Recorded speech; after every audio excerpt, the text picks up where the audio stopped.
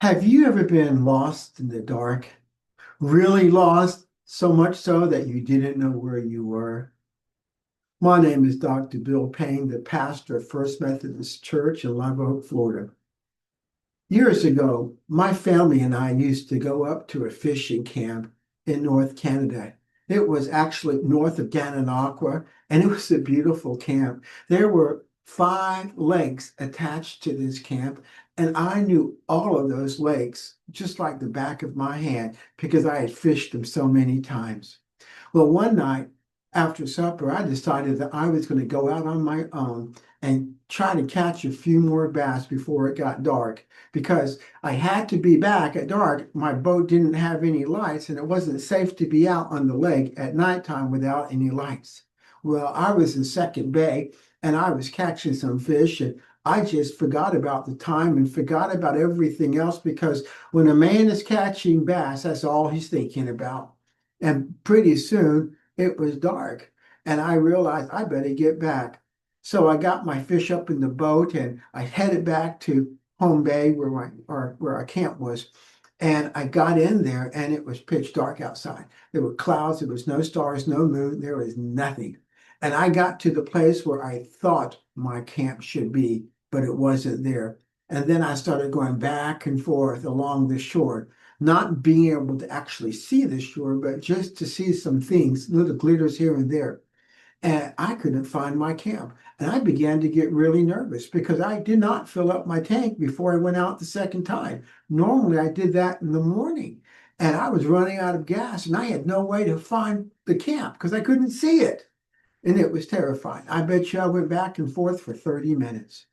Finally, my father-in-law realized that I was lost, and he came out on the dock holding a flashlight, waving it at me. And when he did that, I knew where I was and where I needed to go.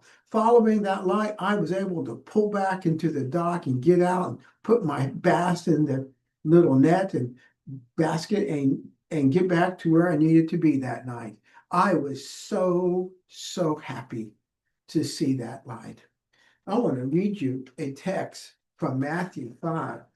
Jesus says, "You are the light of the world, a city built on a hill that cannot be hid. Neither do men light a lamp and put it under a bowl.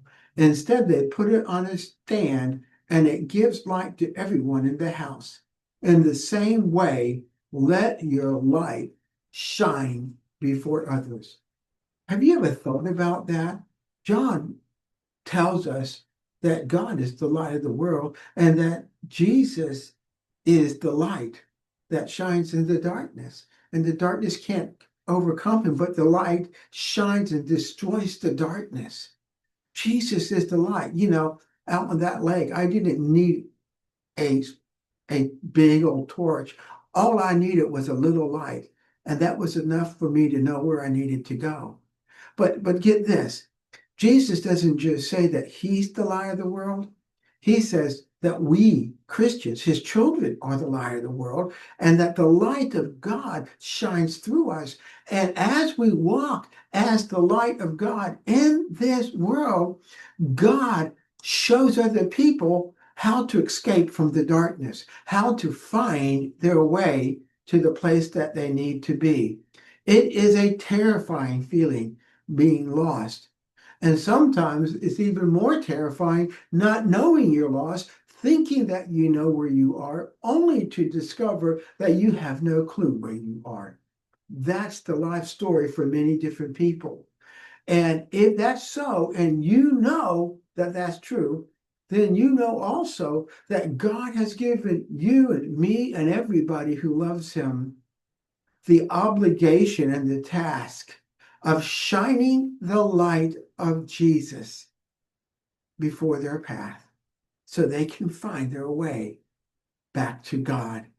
Yes, my friend, people are lost and they need light in order to find their way back to Jesus. And Jesus has told us to be the light in this world. I want to share a final thought with you from John Newton. And this is John Newton's own self discovery.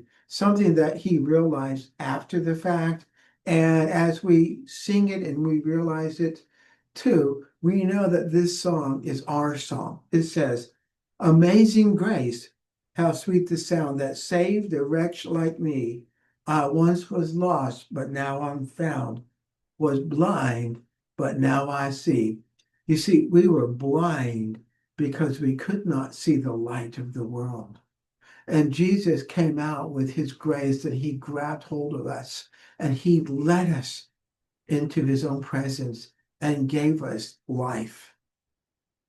And that's the life that he wants to give to the world. And he wants to do it through you. May God richly bless you.